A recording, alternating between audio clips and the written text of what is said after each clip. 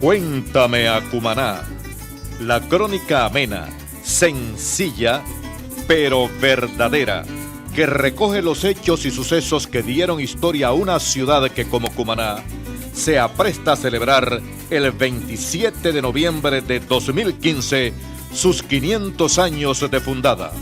Cuéntame a Cumaná, preparando el camino hacia sus 500 años.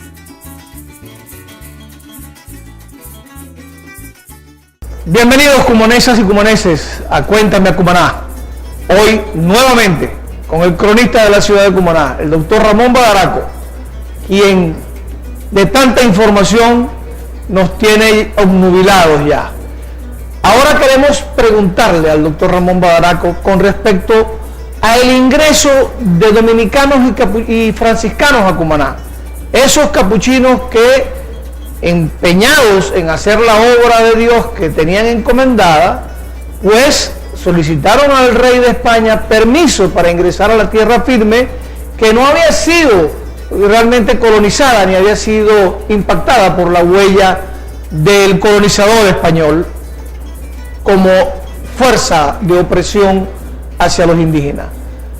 Pedro de Córdoba. Bueno, yo voy a decir brevemente lo que fue Pedro de Córdoba.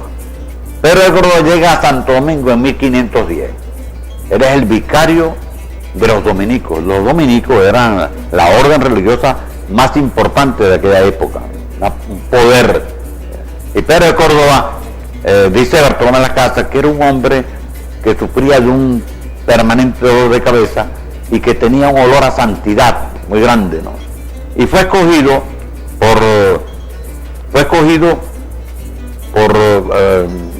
en la escuela de Santiesteban, allá en Salamanca. Era una figura muy notable, ¿no? De tal manera que Fray Domingo de Mendoza, que era el superior de los dominicos, lo escogió para traer a América la orden dominica. Es un honor extraordinario para un joven sacerdote, ¿no? Y que en esas condiciones.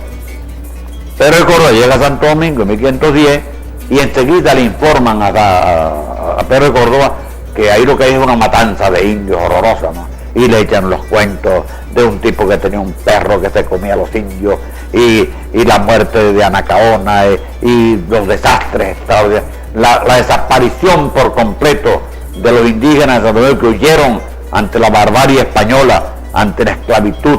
Y Pedro de Córdoba, viendo que él ya no podía ser más en Santo Domingo, viaja a España, regresa a España, habla con el rey Fernando el Católico, le cuenta toda aquella barbaridad que pasaba en Santo Domingo y le dice que vamos a salvar el continente, que no se puede entrar al continente como han entrado, una guerra estúpida y sin ninguna razón de ser, porque los indios no estaban dispuestos, no querían pelear pues, con nadie. Entonces el rey nombra, esto es brevísimo, ¿no? Por supuesto, para este programa. Él logra hacer la primera expedición. En esa expedición él viene, se ubica en Cumaná, indudablemente, sin ninguna duda, en Puerto de Perla, donde estaban construyendo un castillo, donde había un pueblo, donde había defensa, y ahí deja él a dos sacerdotes, a Francisco Fernández de Córdoba, que es el primer mártir cristiano, el que da primera misa en el continente americano, Fray Francisco Fernández de Córdoba, y el lego Juan Garcés, que son los que se quedan, porque esa expedición venía bajo el mando de Montesino, y Montesino se quedó en Puerto Rico porque se enfermó gravemente. Así que esos son los dos sacerdotes que llegan aquí. Esos dos sacerdotes están presentes en Cumaná cuando raptan al cacique Alonso, a su corte, a su mujer, y se los llevan y los venden en España.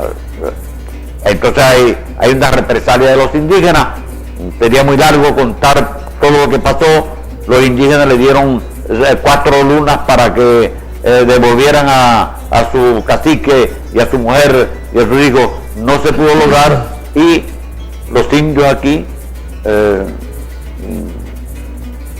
queman el convento.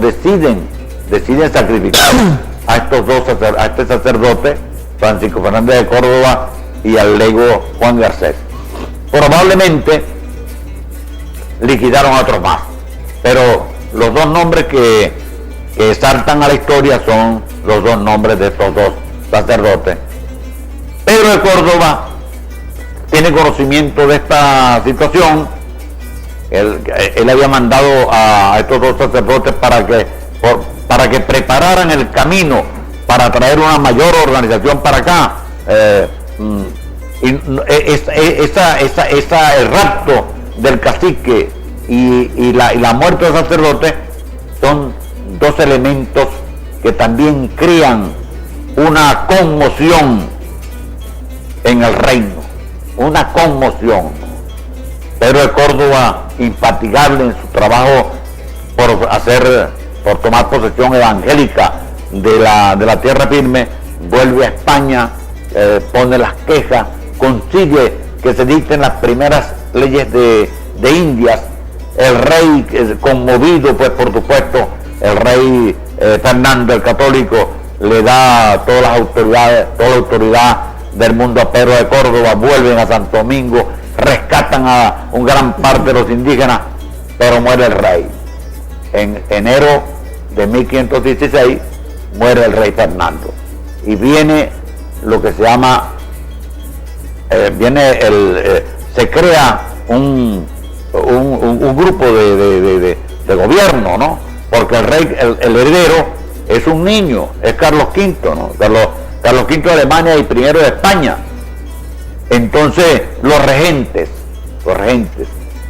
son los que tienen conocimiento de esta. Hay un libro de don Vicente Rubio, que yo lo recomiendo de verdad. El libro es una cronología, un estudio muy pormenorizado de todos estos hechos. A mí me parece que Vicente Rubio es un hombre que trata de separarse lo más que puede de Bartolomé de las Casas, y entonces tiene unos grandes errores en relación con el nombre del río. Resulta pues que Pedro de Córdoba funda dos misiones, la misión de Cumaná en 1515 y la misión de Santa Fe también un poco después, tal vez en 1516 o 1517, pero la funda Pedro de Córdoba. Y es más, existen testimonios, existen anécdotas de Pedro de Córdoba escritas en Santa Fe, porque hay mucha gente que cree que Pedro de Córdoba nunca estuvo en Santa Fe. Hay anécdotas, hay una anécdota de Pedro de Córdoba con el cacique Maragüey, que es una maravilla de anécdota. Él parece ser que hipnotizó a Maragüey y le sacó un espíritu diabólico que tenía. Le hizo un exorcismo, ¿no? Y resulta que la anécdota contada por los mismos frailes dominicos dice que Pedro de Córdoba le hablaba en latín al cacique y el cacique le respondía en su lengua. O sea, una anécdota increíble y escrita en aquella época, sobre todo, ¿no? O sea, él le hace un exorcismo al cacique y le hablaba, le discutía con el cacique, y parece que era el diablo el que hablaba a través del cacique. Una cosa pues que puede ser inventada o no, pero es una anécdota que cuentan de Pedro de Córdoba en Santa Fe. Son conocidas también las referencias biográficas acerca de su santidad, acerca de su espiritualidad muy profunda, y que se le reconocía que tenía el don de lenguas, Pedro de Córdoba. Porque Pedro de Córdoba, es verdad, Pedro de Córdoba desde que sale de la Isabela, él entra por la Isabela y empieza a hablar con los indígenas. Conocía rápidamente los idiomas. Es impresionante. Era muy fácil para las lenguas. Y después se comunicaba con los indígenas de una manera absolutamente pues solvente. Normal. Sí. Gracias al doctor Ramón Badaraco. Hoy hemos llegado al final de nuestro programa de hoy. Cuéntame Cumaná sigue con esta serie de programas. Los invitamos para que nos sintonicen en nuestros próximos programas. Gracias, doctor Ramón Badaraco, por su presencia y por su generosidad en la información y el conocimiento que nos está transmitiendo. Estoy muy a gusto en este programa y estoy dispuesto a continuar contigo todo el tiempo que sea necesario. No lo dude, usted es factor fundamental, columna vertebral del programa Cuéntame Cumaná. Gracias a todos y hasta el próximo programa.